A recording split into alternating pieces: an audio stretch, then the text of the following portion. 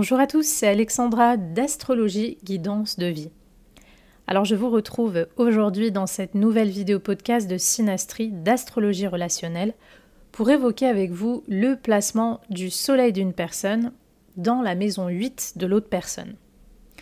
Donc le soleil, je rappelle que ça représente l'identité, ça représente qui est une personne, comment elle prend sa place dans le monde, comment elle s'incarne, son identification, sa façon de se percevoir en tant qu'individu.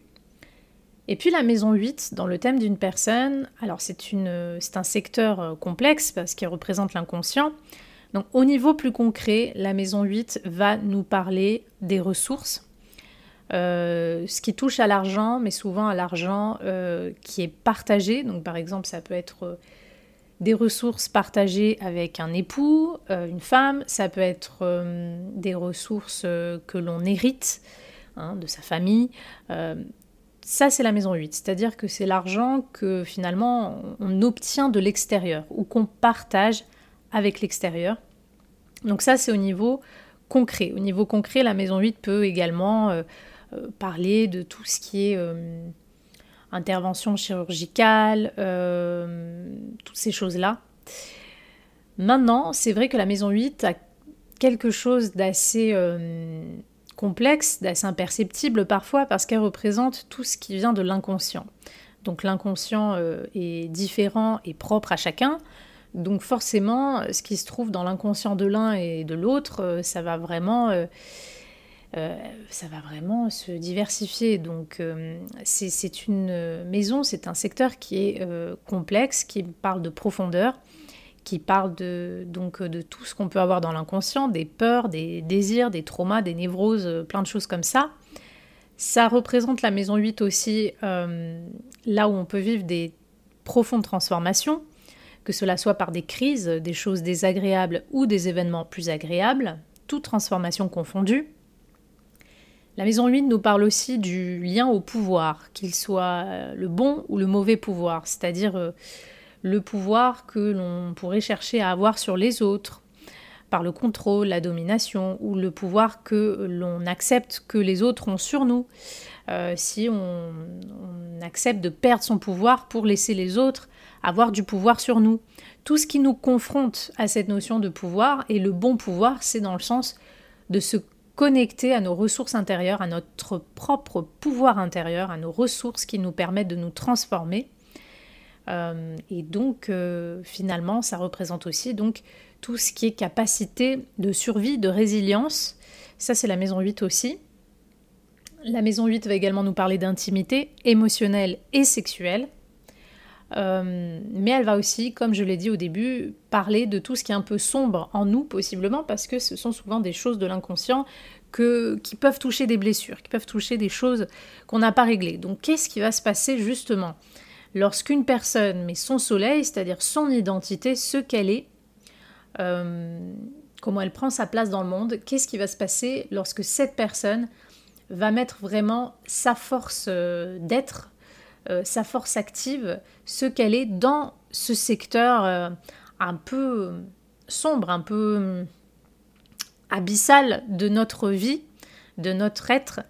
Et vous allez voir que ça va être un petit peu complexe justement comme interprétation, et ça va un petit peu varier selon les histoires et selon les individus. Donc déjà, je vais commencer par le plus simple, je vais commencer par parler de l'aspect concret. Alors, lorsqu'une personne met son soleil dans votre maison 8, ou vice-versa, peu importe, ce qu'il peut y avoir au niveau concret, c'est qu'il peut y avoir une influence de la personne soleil sur les finances de la personne maison 8. Ça peut aussi être dans l'autre sens. Ça peut être dans l'autre sens. Mais souvent, c'est la personne soleil qui va influencer d'une manière ou d'une autre les finances ou la perception qu'a la personne maison 8 des finances. Donc il peut y avoir un lien entre les deux personnes où, par exemple, on peut penser effectivement à des gens mariés qui partagent un compte commun, par exemple, ou qui se sont mis d'accord qu'il y aura, si l'un meurt, il y a un contrat qui vont avoir telle part d'héritage, telle... Voilà, il y a il peut y avoir au niveau concret bon, bien sûr, si on est sur ce type de relation, une connotation assez importante sur les ressources qu'on partage avec l'autre personne au niveau matériel, au niveau financier. Donc évidemment, vu qu'on parle d'argent, on va avoir des expériences plutôt neutres, mais on peut aussi avoir des expériences moins sympas, parce que dès qu'on parle d'argent, on peut aussi avoir affaire à des personnes qui peuvent venir vers l'autre, par exemple, par intérêt. On peut penser, bon, je vais vraiment caricaturer, mais on peut penser par exemple à ces couples où il y a une grande différence d'âge et où la personne va avec l'autre parce qu'elle est riche, par exemple. Et donc il y a des avantages.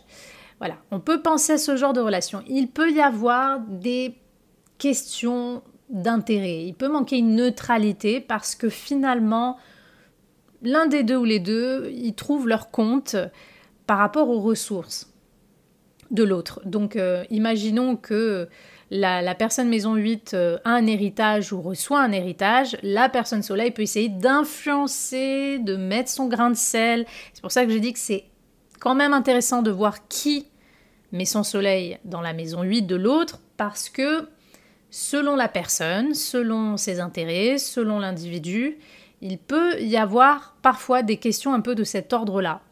La personne soleil peut chercher à influencer de manière active et volontaire les ressources, les biens, les héritages de l'autre personne, de la personne maison 8.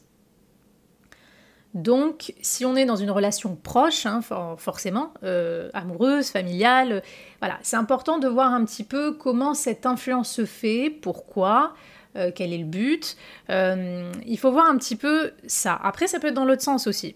La personne maison 8 peut prendre la personne soleil comme une source, je sais pas, une source d'intérêt aussi au niveau financier. Ça peut être aussi dans l'autre sens. L'une des deux personnes peut parfois donner de l'argent à l'autre. Il y a une connexion avec des ressources partagées ou quelque chose qui a un lien avec l'argent. Ou une possibilité d'hériter ou de mettre ensemble des ressources communes. Donc c'est très important sur ce niveau-là, si on parle du matériel, de voir un petit peu comment ça se traduit pour voir effectivement si la relation, elle a juste, voilà, on est des associés professionnels, on est ensemble, ou il y a un lien familial, donc forcément on peut parler au bout d'un moment d'héritage. Voilà, il faut voir si la relation, elle est, disons que c'est plutôt normal, ou si l'une des deux personnes peut vraiment chercher à influencer de manière volontaire les ressources de l'autre, et si oui, pourquoi. Donc ça, c'est quelque chose qu'il faut savoir. Ça, c'est au niveau vraiment concret, si on parle de l'aspect matériel de cette interaction. Vous pouvez très bien avoir cette interaction, par exemple, tout simplement entre vous et votre banquier. Donc forcément, votre banquier va s'occuper de vos sous. Donc forcément, il y a cette connexion. Vous voyez, on peut avoir tout simplement une interprétation basique comme celle-là. Mais si la relation est plus proche, c'est là où ça va être intéressant de voir un petit peu de quoi il s'agit. Donc ça, c'est sur un premier niveau, c'est sur le niveau matériel. Qu'est-ce qui peut se passer? Alors bien sûr, après, ça dépend de tout type de relation. Lorsqu'il y a une connexion Soleil Maison 8 avec l'autre, ce qui peut se passer, c'est que l'une des deux personnes, ou même les deux, peuvent avoir une forte intensité, une forte passion l'une pour l'autre. Donc là, on va plutôt parler dans le cadre d'une relation où il y a une attraction, où il y a peut-être de l'affect.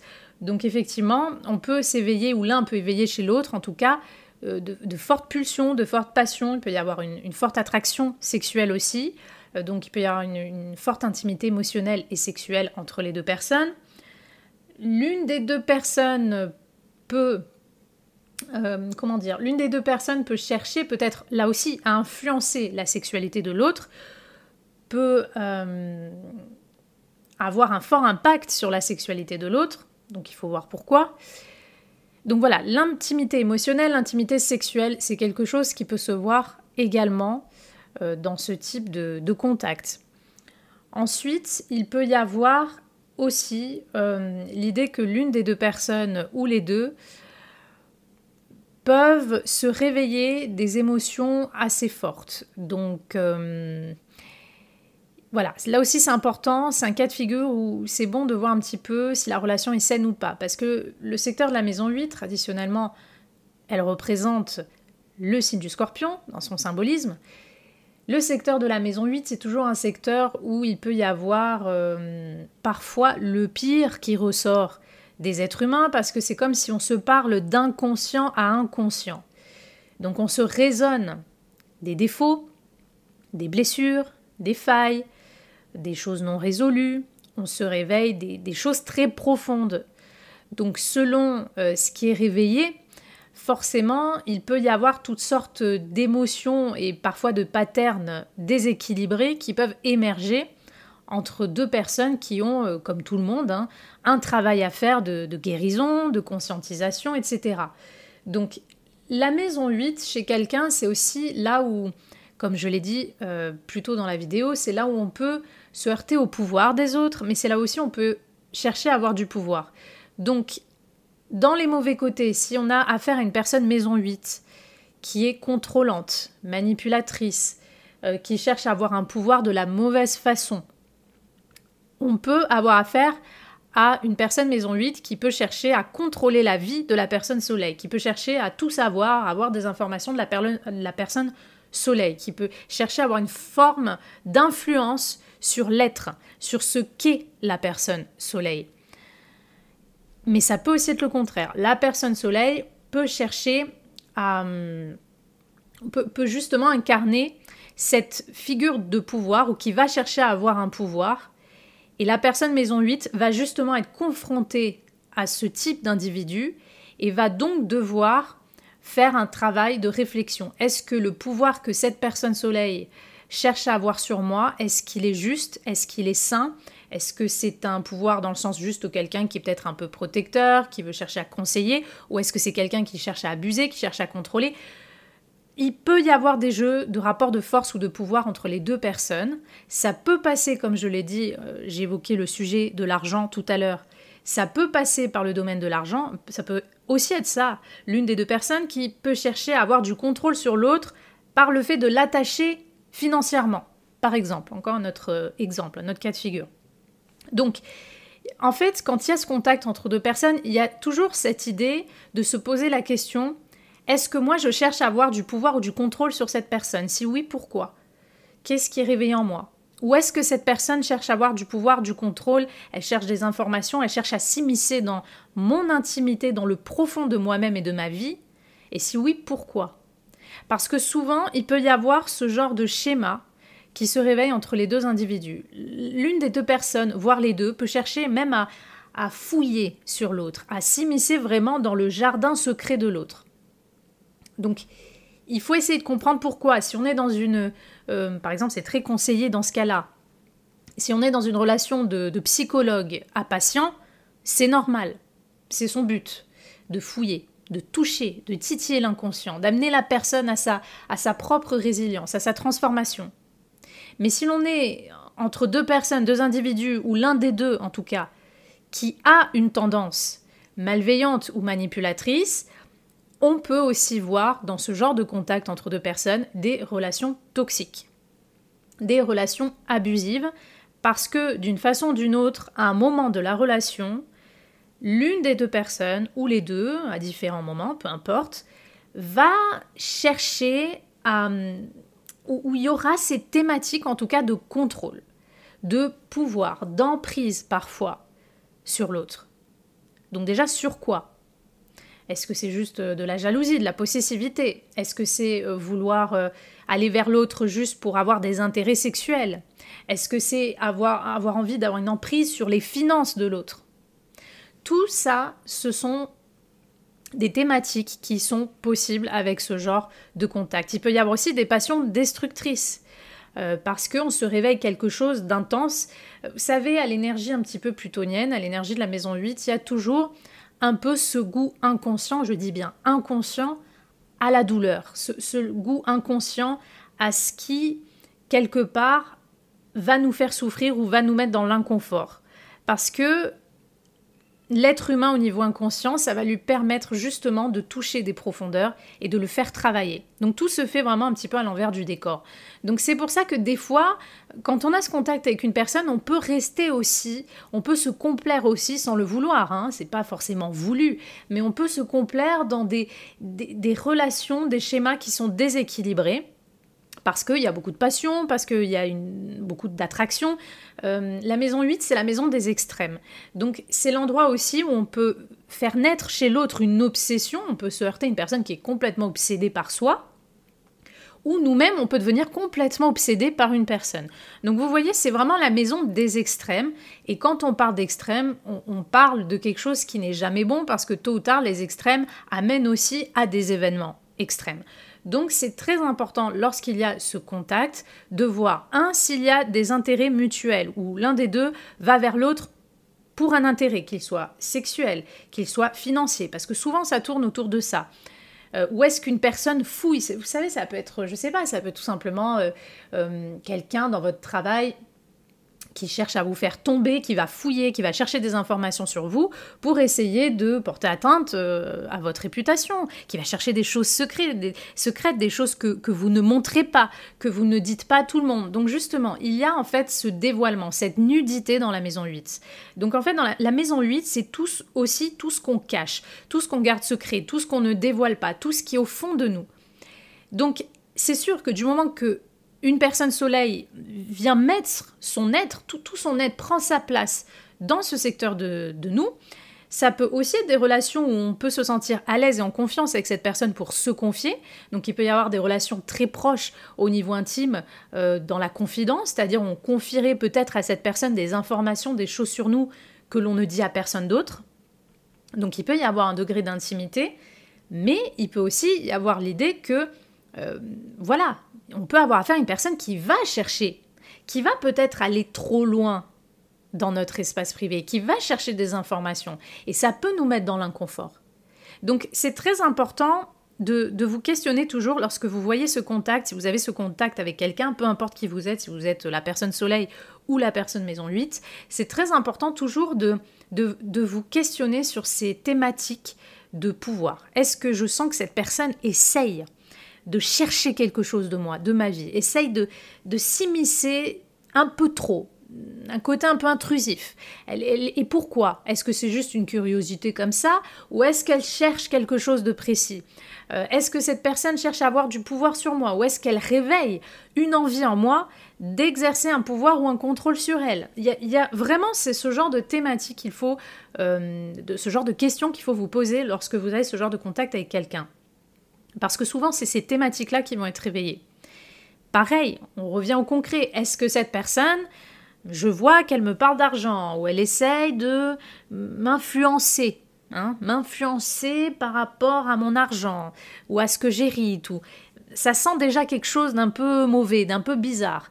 Voilà, c'est ce genre de questions-là qu'il faut vous poser. Ou est-ce que moi, je vois cette personne comme un intérêt ?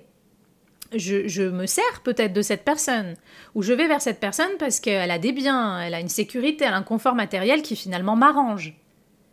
Tout ça, ce sont des questions à vous poser parce que c'est le genre de thématique que l'on peut voir lorsqu'on a des contacts comme ça. Après, ça peut être plein de choses. Comme j'ai dit, on parle aussi d'intimité sexuelle, ça peut être tout simplement que quelque chose de cette relation, parce que je le répète que la maison 8, c'est la maison des secrets, quelque chose de cette relation avec cette personne doit rester secret. Pourquoi ? Est-ce que c'est parce que c'est une maîtresse, c'est un amant, parce que, ou tout simplement il y a des familles qui pourraient ne pas être d'accord, on a envie d'être tranquille, il peut y avoir plein de raisons. Est-ce que cette personne veut me garder comme un secret, ou moi vis-à-vis d'elle? Tout ça, ce sont des choses aussi à vous poser comme question, parce qu'il peut y avoir cette notion de secret. Donc oui, au positif, il peut y avoir des relations très intenses, très passionnelles, très charnelles. Il peut y avoir beaucoup d'intimité, de nudité en fait. Chacun peut, ou en tout cas l'un des deux, peut se retrouver à se mettre à nu devant l'autre parce qu'il se sent peut-être en confiance. Donc ça va davantage se voir si la personne soleil, par exemple, forme des bons aspects aux planètes de l'autre personne. Mais s'il y a des aspects de carré, par exemple, s'il y a des aspects, même parfois un peu la conjonction, mais surtout les carrés ou les oppositions, Là, il peut y avoir des dissonances, des déséquilibres qui sont accentués et qui vont être vus et signifiés par ces carrés en fait. Donc c'est très important aussi, comme toujours, de prendre en compte des aspects que forme le Soleil. Le Soleil tombe dans la maison 8 de l'autre, ok, mais est-ce qu'il forme des aspects aux autres planètes de la personne? Et si oui, quel genre d'aspect? Et si oui, à quel genre de planète? Est-ce que c'est des planètes douces comme Vénus? Est-ce que c'est des planètes agressives comme Mars, comme Uranus, comme Pluton? Qu'est-ce que ça va indiquer? Parce que les déséquilibres, les relations toxiques ou intéressées pourront davantage se voir avec des aspects de carré par exemple. Ou juste une passion destructrice, une obsession maladive, ça peut juste être des choses comme ça, mais qui malgré tout perturbent la sérénité d'une relation saine. Donc tout ça, ce sont des choses à prendre en compte. Est-ce que cette personne, par exemple, un autre exemple, est-ce que j'observe que cette personne vient vers moi juste pour parler de sexe, ou juste pour ça, il n'y a rien d'autre? Bon, là, je comprends très vite que du coup, son intérêt principal et unique, c'est celui-là. Vous voyez, ou moi vers elle, c'est toujours pareil. C'est tout ce que concerne la maison 8, ce seront des thématiques à vous questionner lorsque vous avez ce contact avec une autre personne. Donc, souvent, c'est un placement en synastrie qui est un peu complexe parce que la personne Soleil peut réveiller des choses très fortes dans l'inconscient de la maison 8. Et selon si la personne Soleil est beaucoup dans l'empathie, la bienveillance, ça peut être du coup un moyen, un processus de guérison, ça peut représenter une aide, un soutien, un très fort confident. Mais si la personne Soleil jouit de ce pouvoir, de cette envie finalement de perturber l'autre personne ou l'inconscient de l'autre personne, là ça va être beaucoup plus perturbant, ça va être beaucoup plus toxique et donc vous ferez mieux de fuir ce genre de personne et ce genre de relation. C'est pour ça que on est dans la profondeur, mais cette profondeur, on est dans les lieux où on peut être mis à nu, où l'autre peut chercher à nous mettre à nu. Et donc selon le degré de bienveillance de l'autre, c'est très important de voir si on se sent à l'aise, si on se sent en confiance pour se mettre à nu avec l'autre, que ça soit sexuellement ou au niveau symbolique plus profond, au niveau émotionnellement, au niveau de parler de notre histoire, de notre famille, de ce qu'on a vécu. Est-ce qu'on se sent en confiance ? Parce que si on a affaire à une personne abusive ou qui peut même jouir de retirer des informations sur vous pour après soit vous faire du mal, vous piquer avec ça, ou voilà, vous pouvez vraiment vous sentir presque violé de quelque chose de vous. Vous pouvez vous sentir très mal. Donc c'est très très important, surtout encore plus avec ce placement, je dirais, de faire attention, je dirais surtout du point de vue de la personne maison 8, de faire attention à quelle personne va mettre son identité, son soleil dans ce secteur le plus profond, le plus secret aussi, et parfois politiquement incorrect de votre vie, de votre être. D'une façon ou d'une autre, que ça soit par une expérience agréable ou désagréable, la personne soleil peut être une source de transformation profonde et radicale pour la personne maison 8. Et dans l'autre sens, la personne maison 8 peut chercher à transformer aussi, ou à questionner, à pousser la personne soleil dans ses retranchements, dans ses questionnements. Donc, c'est très important de vous poser tout ce genre de questions. Dans la maison 8, il peut y avoir des expériences profondes, mais il peut y avoir aussi le pire. Parce que, encore une fois, on se touche cet inconscient, cette profondeur. Donc, c'est à vous tout simplement de bien observez un petit peu le genre de lien, le genre de relation qui vous unit à l'autre lorsque vous avez ce genre de contact pour veiller à ce qu'il y ait le plus de sécurité. Et si vous sentez qu'il y a une relation abusive, toxique entre vous deux, rappelez-vous que c'est de toute façon un moyen pour vous reconnecter à votre pouvoir intérieur. Si quelqu'un cherche à avoir un pouvoir sur vous, c'est que d'une façon consciente ou inconsciente, vous lui avez laissé la possibilité d'avoir ce pouvoir sur vous. Donc en fait, cette expérience qui sera désagréable va au final pousser votre transformation pour vous dire « je ne laisserai plus mon pouvoir entre les mains d'une autre personne.